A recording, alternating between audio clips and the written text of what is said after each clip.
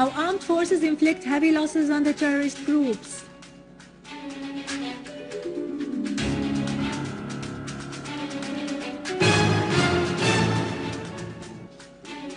Lavrov criticizes the U.S. recognition of the Syrian opposition coalition as running counter to the Geneva statement.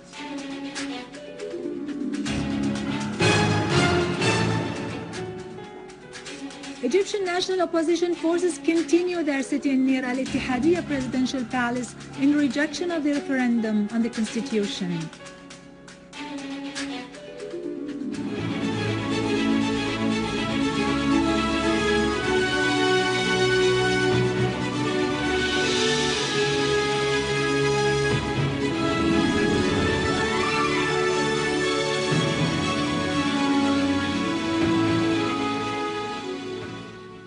Good afternoon and welcome to our news for today.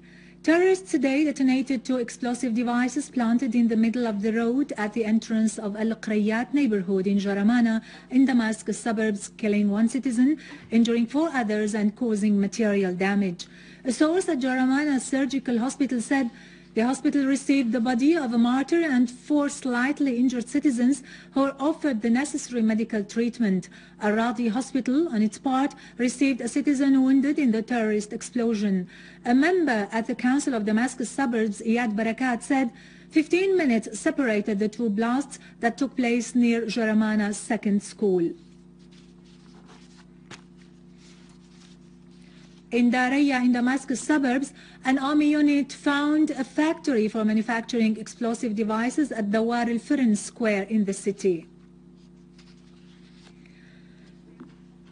In al-Qanawat neighborhood in Damascus, 2 explosive devices were detonated by terrorists in 2 cars behind the court premises, wounding 1 person and causing material damage in the place. A source at the Damascus Police Command said the terrorists planted 1 device in a car and another between 2 cars parked in the place. He added that 1 pedestrian was injured and material damage was inflicted on a number of cars and shops.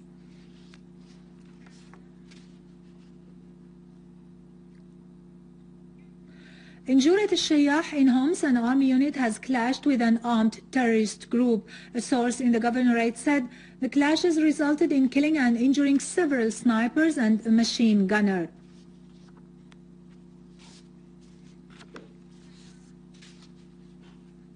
Our armed forces carried out a series of operations last night and at dawn today, during which they destroyed several terrorist hideouts that contained arms and ammunition in Idlib suburbs, killing and injuring several gunmen.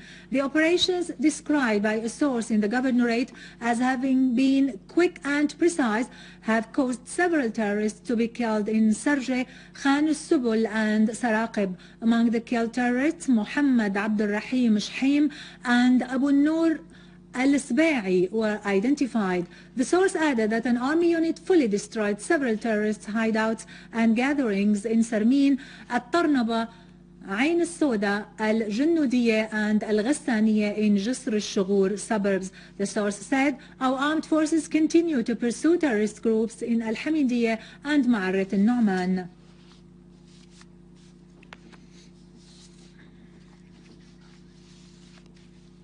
In Deir ez-Zor, an army unit clashed with an armed group in Al-Jbayle neighborhood, killing several terrorists. An army unit also eliminated several gunmen near Deir ez-Zor flour mill. The army also killed several terrorists in Al-Arfi neighborhood and Port Said Street, as well as in Al-Husn, Hatla and Husayniya villages. Among the terrorists killed was the leader of Al-Qassas battalion. Another army unit destroyed an armored vehicle and a number of cars with the terrorists inside in Al-Mari'iyya village in the governorate's suburbs. The authorities have seized a car loaded with 300 gas bottles for domestic use near Tal Baydar crossing on Al-Qamishli Taltamir road in Al-Hasaka suburbs, ready to be smuggled. A source in the governorate said the bottles were immediately distributed among citizens in Ad-Dirbasiyya town and at the regular price.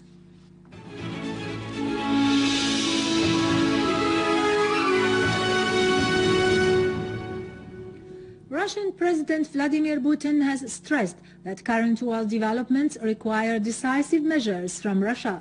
He added that upcoming years would witness a turning point for Russia and the world as a whole, which is being ushered into an age of radical changes.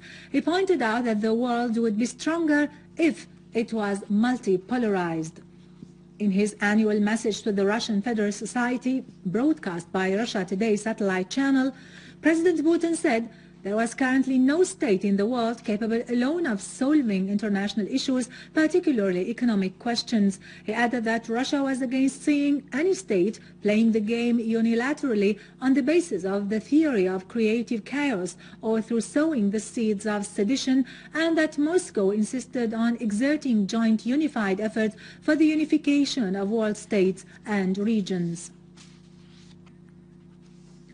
The Russian Foreign Minister Sergei Lavrov affirmed that the United States' recognition of the Syrian opposition's coalition as the only representative of the Syrian people is against all agreements listed in Geneva statement, which includes starting a national dialogue between the government and the opposition's representatives.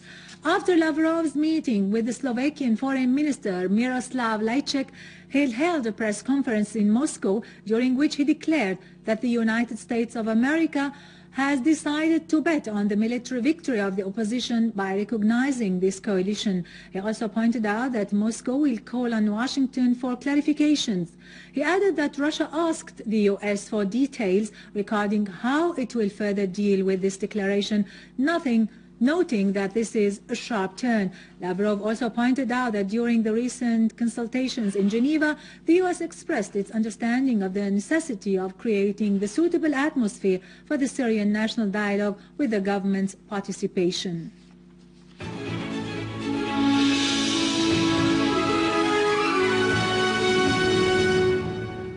The crisis in Egypt escalates after Morsi's decision to extend voting in a referendum on the constitution as anti-Morsi protests continued in the streets and the main squares.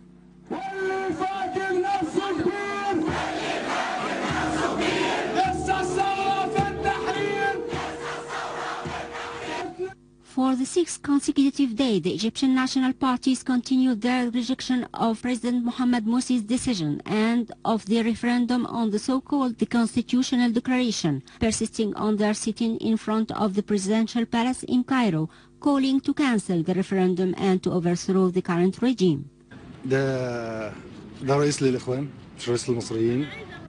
This is a president for the Brotherhood only, and not for all the Egyptians. His fear from the small numbers in this sit-in is what made him do that.